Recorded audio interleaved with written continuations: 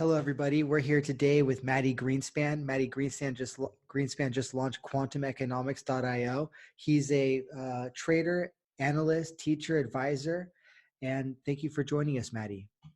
Thanks a lot for having me, Justin. I kind of want to start with why do you think that educating people about trading and analysis of the crypto markets is so important?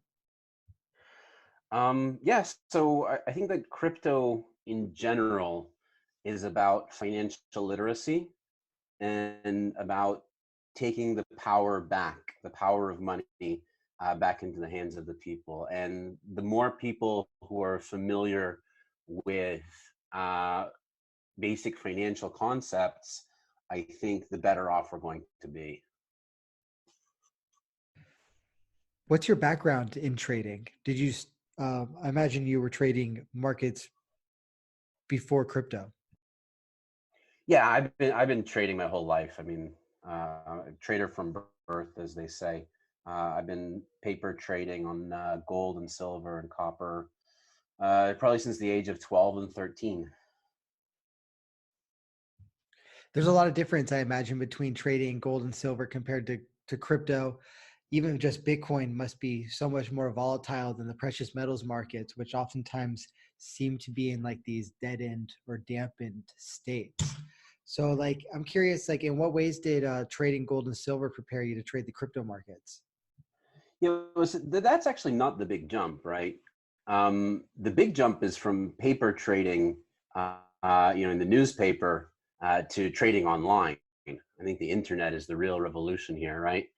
I mean, after that, online brokers, I think they revolutionized and paved the way for everything that we're seeing in the crypto space. And there isn't all that much of a difference, right? If you're trading on gold with a very high leverage, right, versus trading on crypto with no leverage. Crypto is very volatile, but you know, commodities and currencies can be extremely volatile if you use enough leverage, and a lot of people do.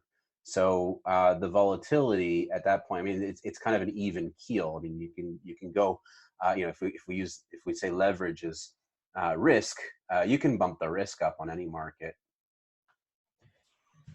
So for people who have been working professionally in the crypto space as entrepreneurs or otherwise, who have always kind of been keeping up with the trading niche or with trading analysis, but have yet to dive in and begin trading themselves, in your opinion, what do they need to know?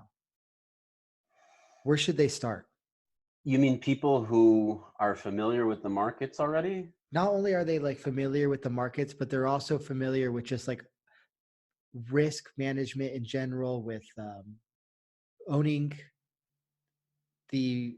owning their own decisions. And so we're not I'm curious about speaking to those people who are mature enough professionally to be able to start trading and not get themselves into trouble, but yet don't know where to Right. start still. Yeah, so I mean, it's pretty simple. You just open up an account and start opening trades. I guess always use small amounts in the beginning, or if you have access to a virtual account, I think that's the best way to start. And I mean, or even just on a small amount of money, so that way you minimize your risk in the beginning. But if you're already familiar with the concepts, I mean, you're way ahead of the game. What sort of tools do they need, if any? Are there any websites or kind of data tools that you always have in your toolkit? Yeah, I mean, the best tool is going to be the charts and social media. I really am a big advocate of using social media for analysis. I spend a lot of time on Twitter and on LinkedIn, just kind of um, you know uh, pruning my feeds, making sure that I only get the relevant information that I want. So I follow people that I respect their opinion about the markets and who often tweet out breaking news or analysis that I find helpful. So I think that social media is an amazing tool in that regard. Other than breaking news, what sort of information helps you make your decisions? In terms of your social media feeds?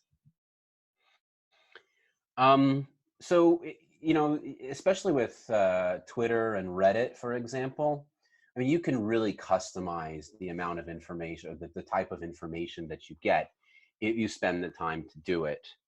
I know that a lot of people, who don't spend the time and then they get put off quite quickly because they get a lot of garbage in their feed. But if you really go through and see who are you following on Twitter or which subjects you're following on Reddit, you're actually going to get a lot of very useful information. So useful information in the crypto market can be really anything from different types of analysis to deep dives on the news or technical aspects, if that's what you're into. Obviously, if there's any knowledge gaps that you have that you feel need to be filled in, Google is your friend, or DuckDuckGo, if you prefer alternative search engines. But I feel that we're in the age of information, and it should be. I think it should be prevalent to all. I see this just in my kind of like entrepreneurial endeavors where, let's say, like the gold and silver market, which I've been familiar with for more than a decade. When I first started looking into that market, there was no such thing as Instagram. There was barely even a Twitter. But Right. now 10 years later, I've started looking at particularly gold and silver markets again, and they've been completely transformed by Facebook groups and by Instagram. Now, Hmm. this community, especially the silver community, has really come alive. So I can see how, like, in just the last 10 years, social media has transformed precious metals, which is a very old market. Could you speak Yeah. to, like, with your history of trading, that cutoff in whenever you want to put it, like 2006 with Facebook, or I guess 2007 or 9 with Twitter, and then on, like, what was a big difference in terms of how you approach trading? Um, yeah. So I suppose that it's really about how you get your news, right? And how you get information, how easy information is to access. I mean, even at that time, 2006, 2007, the internet was already a thing. So, I mean, go on to, the internet and figure out what you need to find.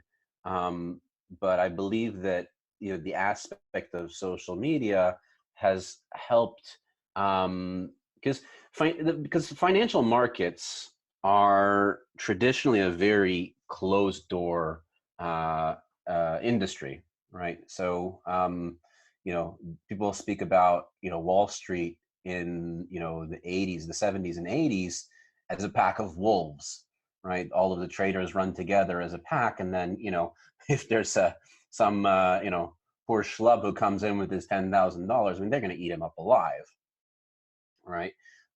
So now, because of the internet, we have the ability to take back some of that power, and even somebody who's an absolute novice in the financial markets can come in, join a group, or even copy somebody, let's say, with a copy trader activity, and do quite well in the markets.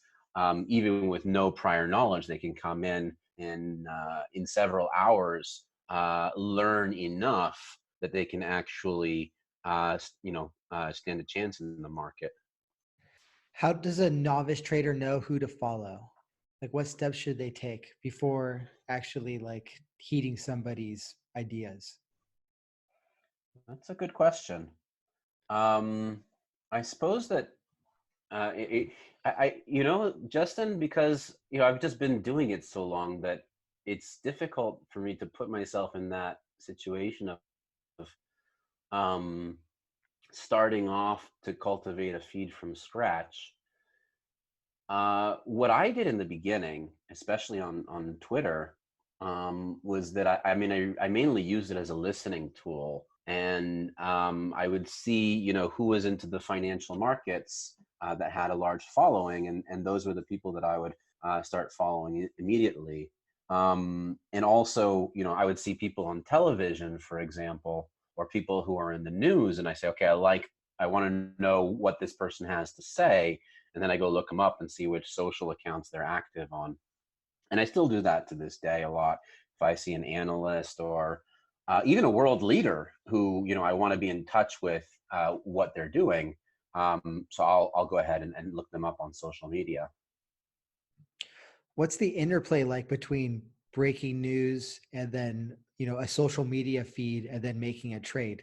Because I guess you have to make sure that the news you're getting on the feed is not only like up to date, but I mean, what sort of other elements does a piece of breaking news need to have in order to have implications or in order to kind of implore you to make a trade?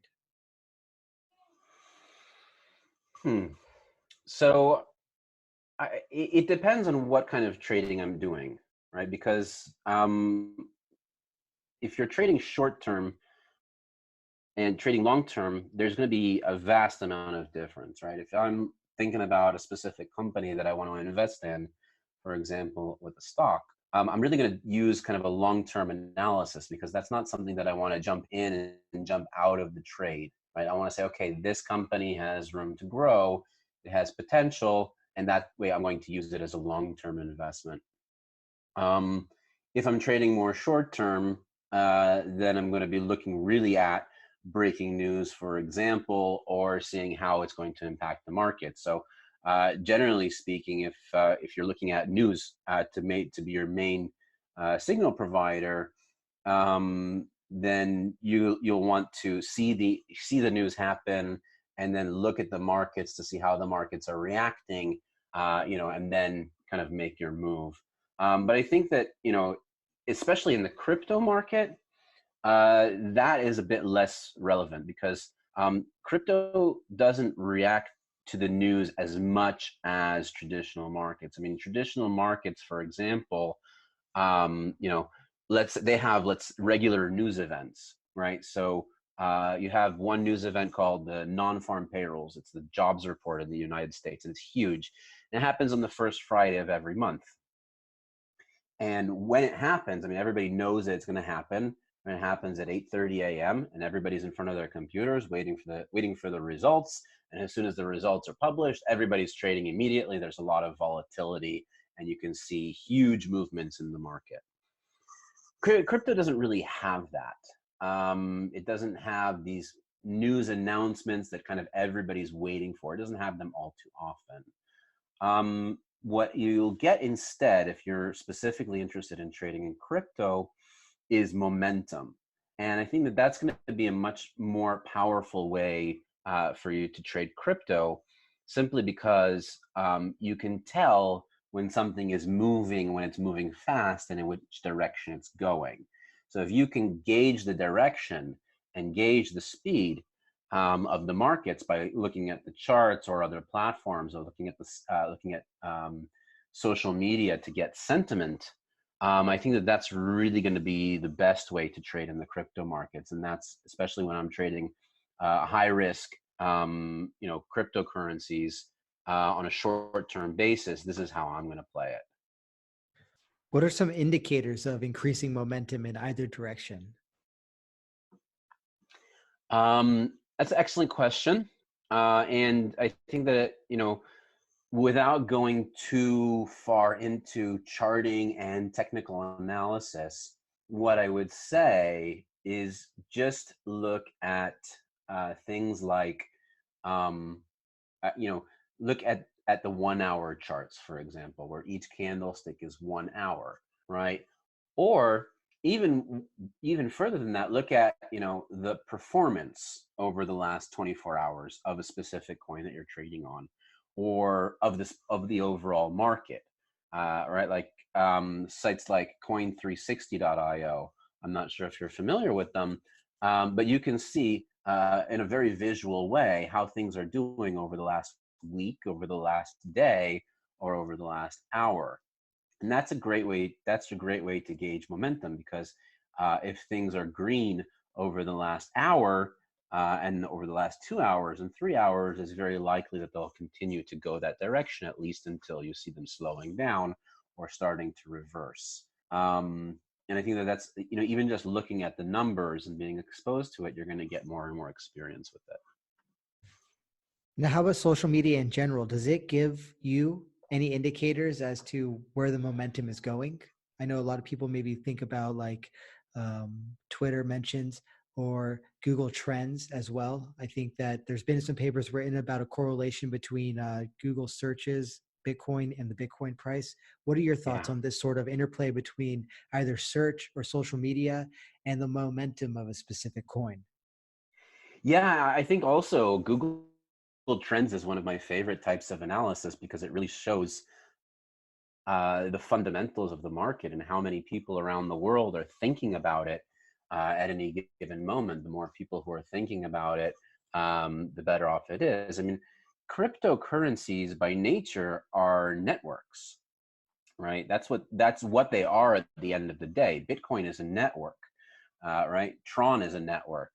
Litecoin is a network or a community, right? Even Dogecoin may be a joke, but it's a network at the end of the day, and it's the people that contribute to the network that help it. So looking at social media is especially helpful because then you can gauge the sentiment of the network. If people think that it's a bit overvalued at the moment, or if people think that it's going to go down, then you might want to reduce your amount that you're investing. Whereas if people are very bullish and they think that it's going to go up, that's when you can increase your exposure. And does this like hold for the back end of a cycle? Like say in towards the end of 2017 when Bitcoin had gone parabolic there, did you see while it was approaching 20K? Did we see while it was approaching 20K a decrease in Google Trends mentions or searches? I think that the Google Trends in that case, and don't hold me to this, I think it might have been a lagging indicator because there were still a lot of people who bought in right at the top there. For myself, my indication that it was over or that the party might be over and it was time to start taking profits was when I saw a very large and sudden drop on the chart. And for me, that was a good indication of, okay, now it's time to take some of that risk off the table. And that's what I told my clients at the time. I actually did a webinar in December of 2017 about how to take your profits and redistribute them into other markets, and started buying stocks and commodities and everything else just to get away from crypto. Um, and I think that was quite a good call in retrospect. But yeah, you'll see it first of all in the momentum when things start to turn red, and then second of all, you'll see it on the sentiment on social media.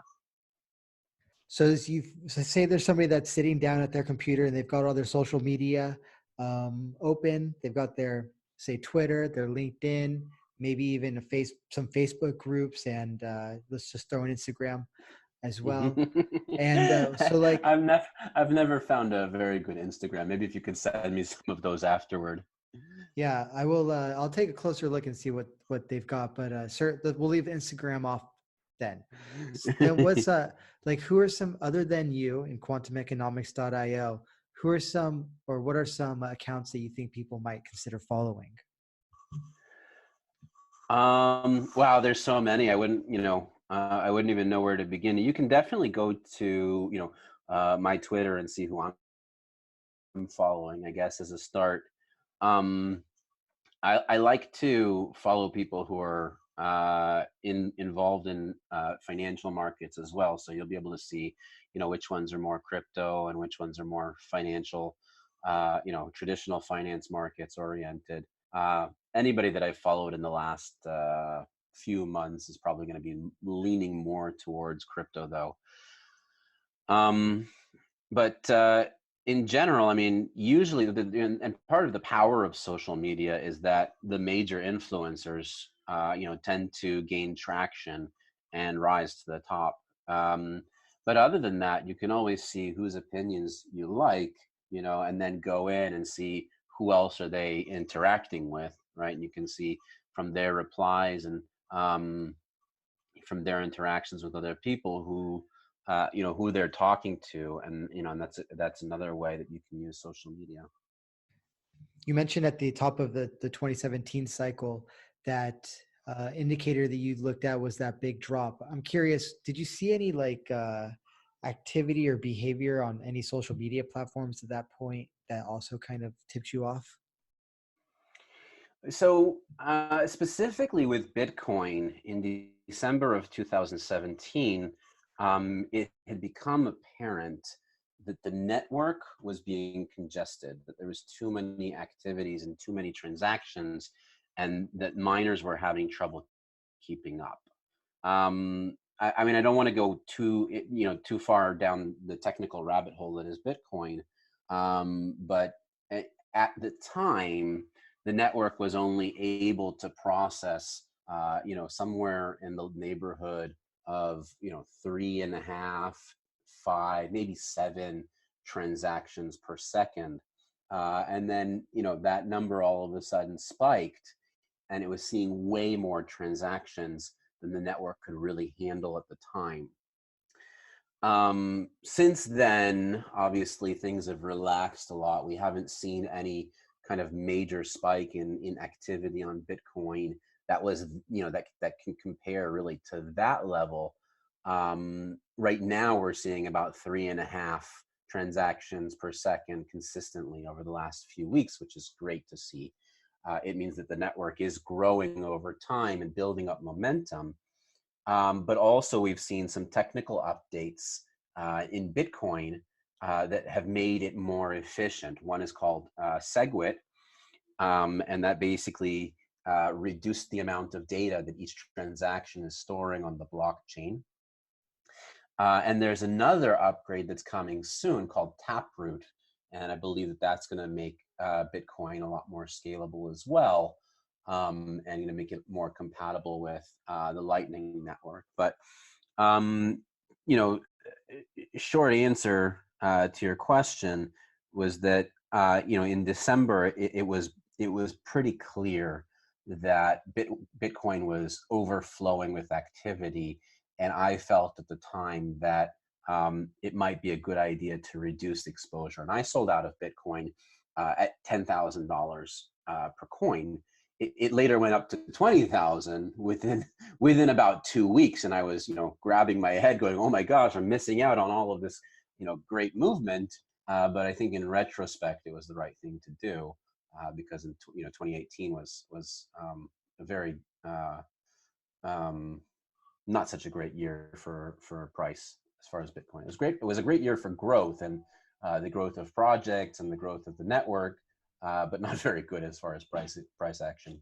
Of course, we saw Bitcoin get down to like just above $3,000, correct? Yeah, 3,000 by the end of 2018. Yeah. I'm really curious about the dynamics between social media and trading, social media and everything really. Like for markets give people feedback quicker than ever before in history, thanks to social media. So I'm curious, like, Right. do you have any further comments on how you incorporate social media into your overarching kind of trading strategy? So first of all, I have to give a bit of a disclaimer as far as social media is concerned, because you don't want to rely on it too much. The reason for that being that there are a lot of nefarious players out there who tend to know how to manipulate social media. We saw that playing out on the world stage in the aftermath of the 2016 U.S. elections, for example, and the Brexit referendum in the UK, where there's clear evidence and testimony that companies were actively involved in manipulating people's opinions. And that obviously is a very concerning thing for social media and anybody who's on social media. And it's not just Facebook, it's every single social media platform is susceptible to that type of manipulation, simply because the platforms are geared towards that stuff. So on Twitter, you have a lot of bot accounts, and you need to really learn how to recognize those bot accounts, and just to understand when somebody's trying to promote an idea and plant it in your brain, because they are out there. And there are, for example, even in the cryptocurrency world, right? So somebody will create a 1,000 fake accounts and then promote one specific cryptocurrency just to make it look like there's a lot of sentiment and there's a lot of activity and a lot of users. So you really need to look a little bit beyond that in order to formulate opinions. And There are many different ways of doing that. So one, for example, is the amount of hash rate that goes into a network. You can see how much mining activity, for example, is going into Bitcoin or some of the other coins. You can see how many transactions there are on the network. You can see the overall volumes. How much money is trading hands. I mean, these are very open source networks, for example. And you can also see how much development is going into a specific crypto. There are websites that'll show you, how much progress developers are making, and that can also be an indication of, future growth. You can see, there's many different ways to understand and evaluate. But I think at the end of the day, the idea is that you want what you're trying to evaluate here is potential growth within the network. And I think that when you can do that, that'll give you a good idea of where to invest. What are you looking at currently in terms of Bitcoin price? At this moment, actually, I'm not holding any Bitcoin in my high risk short term portfolio. Actually, I'm holding several other alternative cryptocurrencies. And the reason for that being is right now, since the beginning of the year, since the beginning of 2020, we've been in what's called an alt season, where yes, the other cryptos are looking at Bitcoin to see which direction it's moving, but the other cryptos are performing better than Bitcoin on a consistent basis. So even if we just look at today, Bitcoin is up about 0.5%, whereas some of the other cryptos have managed to gain 2, 3, and 5% today. So because I'm trading on a high risk, then I'm going to want to expose myself to those other cryptos that are performing better. Even though I believe, for a long-term investment, obviously, I wouldn't want to disclose, which cryptos I'm holding that are not public, or if I'm holding any non-public cryptos. But you can see in my public account that I'm exposed right now to the altcoins. Are you able to mention any of those, perhaps the public ones, and maybe why? Yeah, for sure. You can see it. First of all, I'm often tweeting the makeup of my portfolio. But if you go to my website as well, you'll see there's a button that says copy our trades, and that'll take you to my public portfolio. So you can see at any point. At the moment, I'm holding Tezos, Litecoin, and EOS. Let's say why on each one, just briefly. It really, for the most part, each one is a bit different. And Ethereum, sorry, it's 4. Ethereum, Litecoin, EOS, and Tezos. Ethereum, because I believe that all of them have been outperforming the market. So that's the underlying common denominator, that they've all 4 of them been consistently outperforming over the last few weeks. Ethereum is a central component of decentralized finance. That's a whole world which I don't really want to get into too much, but right now that market has grown to more than $1 billion, which is basically people putting their money into smart contracts and earning interest off of that money that's locked in the smart contracts. And that interest can be much higher than traditional markets. Right now, traditional markets is very difficult to find even 1% a year, payoff or interest rate. But in decentralized finance, there are options where you can get 8% or 9%. And obviously, the risk is much higher than in traditional markets, because we're talking about a brand new market, but there are plenty of people who are willing to take that risk for that type of return. Litecoin I'm involved in because I know the Litecoin community very well. They invited me to Las Vegas to their Litecoin summit, which I I had a fantastic time, and I got to meet people. It's the oldest, I think, second oldest crypto community. I mean, besides Bitcoin, and I think that it's quite a force, even kind of a family with Litecoin. So definitely one that I've been watching and has been performing well lately. Um, Tezos, I just happen to know several different projects that are building on it at the moment. Most of them are still not ready for fruition, but I've seen the excitement in their eyes, so to speak, of the people who are building on it, and they are extremely excited about the capabilities of the network, and therefore I am too.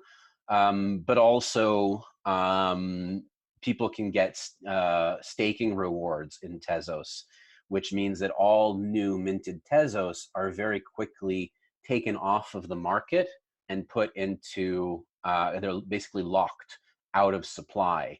A lot of the times on various exchanges, but also people privately holding them. And that's why from a token economics point of view, Tezos is attractive at the moment. Of course, that might turn around at some point when people decide that they don't want to lock them anymore, or that the price is turned around. They could, decide to dump them all at once. So you kind of have to be on your toes with that one. But for now, it's performing fantastically. I think it's probably doubled or tripled in the last few months.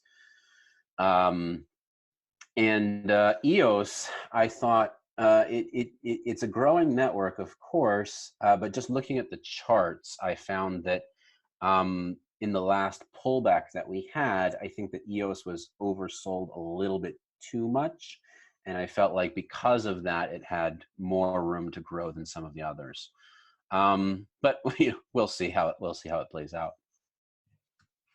From my understanding, Tezos has a pretty enthusiastic developer community, which I think, other than having like a robust community in general, which not a lot of these ecosystems have, that would be a foundational element, in my opinion, for long term. Yeah, 100%. That's what we've been talking about, is gauging the future growth of the network. And when you see people who are that active, and that excited, that kind of sweeps over you, and you can get kind of carried away in it. So I think you're absolutely right about that. So why are you not holding Bitcoin short term? And what's your kind of longer term outlook, at least for 2020? Well, at least in my public account, I'm not holding it short term, and that's simply just because it's been underperforming the market. And in my public account on eToro, I'm trading very high risk and a very short term mindset. So if we do see a consolidation back into Bitcoin, I'm more than willing to go there and park my funds in Bitcoin. But for now, as long as the other coins are outperforming, that's what I want to hold. And long term, what are you thinking for Bitcoin for 2020? Well, long term, who knows, Justin? It could be anything. I mean, when people ask me for price predictions, I've always got the same answers. So I don't know how to tell the future. Yeah, because I'm a lot not of people are kind of looking back at like the last halvings or all the halvings and thinking that we might see the same happen in 2020. And then the other half is saying like, no, this is going to be like something completely different for whatever reason. right. So yeah, we don't really have enough hard evidence and hard data to kind of, and in any case, even if you do, there's the famous disclaimer: past performance is not an indication of future results. And that applies to anything that has to do with charts, or and especially with the halving. What we can say is that a lot of people are talking about the halving, and you can see it all over the social media analysis and social media analysis websites, that the halving event is quite prevalent on people's minds, and anybody who's writing an article about Bitcoin is very likely talking about the halving event as being a main driver. And you can really see that it is kind of driving the market as well. The halving event is a stark reminder of the concept of digital scarcity on which Bitcoin was created. The fact that you can have something that is digital and also limited, strictly limited in supply. So that halving event is basically a big reminder of it, especially with everybody kind of talking about it all at once. How it's going to affect the price long term, as far as the network is concerned, you've got to factor in, what the miners are doing. You got to factor in what the full nodes are doing. You have to factor in what the hodlers are doing and what the exchanges are doing. So I think that it would be very difficult to try and tell the future with that one. But what we can see at the moment is that it is one of the driving factors of the market. What should people know about quantumeconomics.io? Just visit. I definitely recommend to subscribe to the newsletter. That's where my daily thoughts go. And if you're interested in financial markets, I have a lot of, people often compliment, they like my writing style. And it's read every single day by people from the Wall Street Journal and Bloomberg, CNBC, and Forbes, of course. So yeah, if you like the way that I'm explaining the markets to you right now, then you'll probably enjoy the newsletter as well. How about some of the other services you're developing? Yeah, wow, so many. I mean, since I started Quantonomics, I mean, probably 10, 15 people a day are approaching me with interesting projects. And I have to turn a lot of them down because there simply isn't that much time, and some of them aren't so great. But obviously, I'm taking some of the best ones, and also doing a lot of stuff that I've wanted to do for a very long time now, and finally have the opportunity to. Of course, whatever's already public, find on the website, and whatever's not, or whatever's soon to be released, you'll find out through the newsletter. Maddie, thank you so much for taking your time to speak with us today. It was very informative, and I think a lot of people are going to get a lot of value out of it. I like particularly speaking about things that people can take action after hearing, and I think definitely you're sort of providing that sort of information. So thank you. And for those that want to check out Maddie's work, go to quantumeconomics.io and sign up for the newsletter. Thanks a lot, Justin. Appreciate it. Thank you. Bye, everybody.